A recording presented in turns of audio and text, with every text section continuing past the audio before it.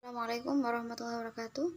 Perkenalkan, nama saya Fatimah Zahra, NIM U 2019-1148, Prodi Ilmu Al-Quran dan Tafsir, semester 6, kelas D1. Saya di sini akan menjelaskan sedikit tentang semiotika strukturalis Ferdinand de Saussure. Nah, sebelum itu, sebenarnya semiotika itu apa sih? Nah, semiotika menurut itu berasal dari bahasa Yunani yang artinya adalah tanda. Nah, sedangkan secara terminologinya adalah ilmu yang mengkaji tentang tanda di dalam kehidupan manusia, baik itu secara hakikatnya, ciri-cirinya, atau peranannya. Nah, sedangkan apa sih tanda itu? Nah, tanda itu yaitu sesuatu yang memiliki makna atau maksud di dalamnya, atau juga yang memiliki konsep, gagasan, ataupun perasaan. Nah, dan arti tanda yang lain adalah segala sesuatu yang mewakili sesuatu yang lain berdasarkan konvensi sosial atau keputusan secara umum, seperti itu. Sebenarnya istilah semiotika ini baru muncul itu pada abad ke-18. Namun yang semiotika ini baru dikaji secara sistematis baru pada abad ke-20. Nah, salah satu penggagasnya adalah Ferdinand de Saussure. Nah, Ferdinand de Saussure ini adalah merupakan seorang ahli bahasa yang mana beliau ini merupakan orang kebangsaan Swiss. Dan beliau ini merupakan salah satu pelopor adanya linguistik modern. Kemudian ada beberapa konsep dari semiotika strukturalis Ferdinand de Saussure. Yang pertama adalah signifier, yang kedua adalah signified, yang kedua adalah long, yang keempat adalah parol. Nah, yang pertama signifier. Nah, signifier ini merupakan adalah penanda di mana sesuatu yang dipakai untuk menandai sesuatu atau sesuatu yang nampak. Nah, kemudian yang kedua adalah signified, yaitu petanda. Nah, petanda ini adalah maksudnya makna yang ada di balik dari maksud penanda tersebut. Nah, contoh dari signifier dan signified itu adalah seperti adanya lampu merah. Nah, lampu merah ini yang ada di lalu lintas ya maksudnya.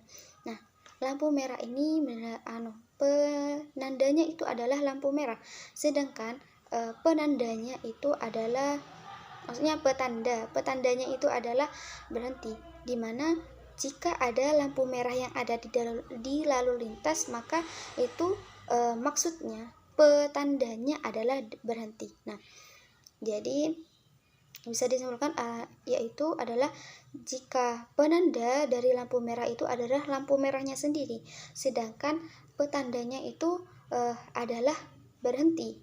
Nah, atau ada contoh lain seperti adanya jalur kuning melengkung yang ada di jalan atau di depan sebuah gang. Nah, di mana penandanya itu adalah jalur kuning. Nah, sedangkan petandanya itu adalah di mana ada sebuah jalur kuning melengkung itu ada orang yang melakukan pernikahan, seperti itu. Nah, itu adalah contoh dari signifier dan signified. Kemudian yang ketiga yaitu long. Nah, long ini adalah bahasa yang memiliki aturan atau sistem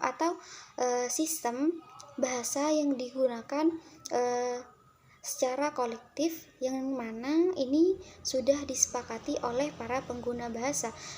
Nah, atau juga long ini bisa dikatakan sebagai sistem atau aturan atau juga struktur bahasa. Kemudian yang keempat adalah parol. Nah, parol ini bisa dikatakan adalah praktik berbahasa yang yang berbentuk dalam ujaran. Nah, jadi kalau long ini adalah aturannya, sedangkan parol ini adalah praktiknya. Seperti bisa dikatakan seperti itu. Nah, contohnya adalah catur. Nah, catur ini dimana